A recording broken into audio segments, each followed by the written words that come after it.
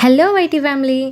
And ఇక్కడైతే మేము పెళ్లి కూతుర్ని చేసిన తర్వాత మేము మా ఆచారం ప్రకారం అయితే తనకి నలుగు పెట్టాలండి.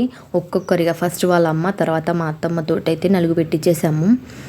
ఇది అయితే మా ఆచారం ప్రకారం అందరూ ఇలానే చేస్తారు. కాకపోతే ఇది బంజారాలో కొంచెం వేరే లెవెల్లో అంటే ట్రెడిషనల్గా చేస్తూ ఉంటారు. ఎవరి ఆచారాలు వాళ్ళవి కదా.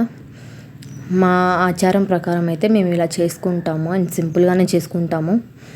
అండ్ ఇక్కడ ఒక్కొక్కరిగా వాళ్ళ పిన్ని, అత్తమ్మలు అందరి చేతిగా ముందు అంటే ఫస్ట్ పెద్దవాళ్ళతో అయితే మేము నలుగు పెట్టించేస్తాము. తర్వాత ఒక్కొక్కరిగా అయితే పెట్టేస్తారు. అండ్ ఇక్కడ ప్రతి ఒక్కరిని చూపించేస్తున్నాను. చాలా అంటే చాలా హడావుడి చేసేస్తున్నారు. అంటే టైం అయిపోతుంది, పెళ్లి ముహూర్తానికి అయితే టైం అయిపోతుంది.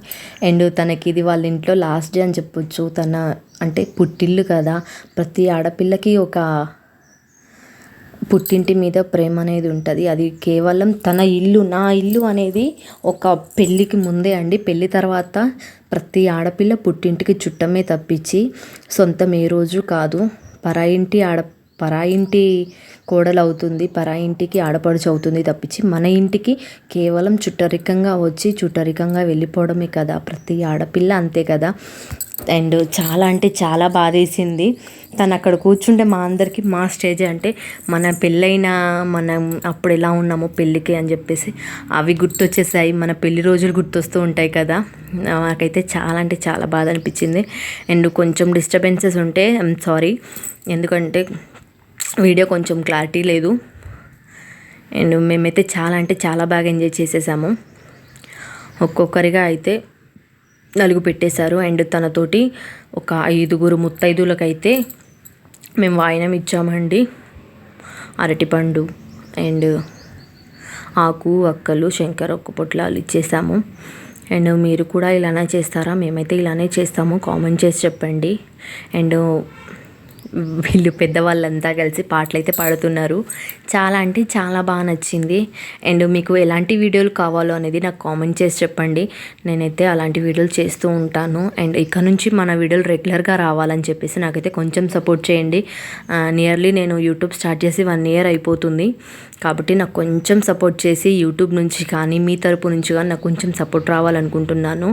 అండ్ ఈ పెళ్లి వీడియోలు ఇంకా కొంచెం ఉన్నాయి, అవి నేను పెడతాను. అంటే మొత్తం తీయలేదు, నాకు వీలైనంత వరకు అయితే నేను తీసానండి. అండ్ మీకు చూపిస్తాను ప్రతిదీ అని చెప్పేసి నేను అనుకుంటున్నాను. అండ్ ఇంకోటి ఏంటంటే పెళ్ళి అనేది ఎంతో మన లైఫ్లో జరిగేది ముఖ్య ఘటన అని చెప్పొచ్చు. అది మనకి ఎంతో ఇంపార్టెంట్ కదా. అది అంటే కొందరికేమో అన్నీ తెలుస్తాయి, బయట తిరుగుతూ ఉంటారు కదా. తనకి నచ్చినట్లుగా వాళ్ళకి కన్వీనియంట్గా ఉండేటట్లు వాళ్ళకు కొన్ని ఆలోచనలు అనేవి ఉంటాయి కదా. నా పెళ్ళి ఇలా చేసుకోవాలి, ఇలా చేసుకోవాలని చెప్పేసి కొందరైతే చాలామంది అలానే చేసుకుంటారు. కానీ కొందరికి కుదరకపోవచ్చు, అందులో నేను ఒకదాన్నండి. నా పెళ్ళప్పుడైతే నేను అసలు ఏం తీసుకోలేదు. అంటే చెప్పాలంటే నేను నా ఇష్ట ప్రకారంగా బట్టలు కానీ నగలు కానీ ఇంకేమీ తీసుకోలేదు. ఏంటంటే మన ఇష్ట ప్రకారం ప్రతిదీ నడవదు కదా. పెద్దవాళ్ళు ఉంటారు, వాళ్ళకి కన్వీనియంట్గా వాళ్ళకి నచ్చినట్టు చేసుకోవాలి కదా. అండ్ ఐబ్రోస్ చేయించుకోవాలి, ఇలా రెడీ అవ్వాలి, అలా రెడీ అవ్వాలి, వడ్డానాలు అవి ఇవి పెట్టుకోవాలి అని చెప్పేసి కూడా నాకు అప్పుడు ఎవరు అంతా చెప్పలేదు. అండ్ ఇంకోటి ఏంటంటే మా రిసెప్షన్కి అసలు నాకు పూల జడలు కూడా తేలేదు. ఆ పూల దండలు ఉంటాయి కదా, ఆ పూల దండ కూడా తెలియదు. అలా ఏదో జరిగిపోయింది.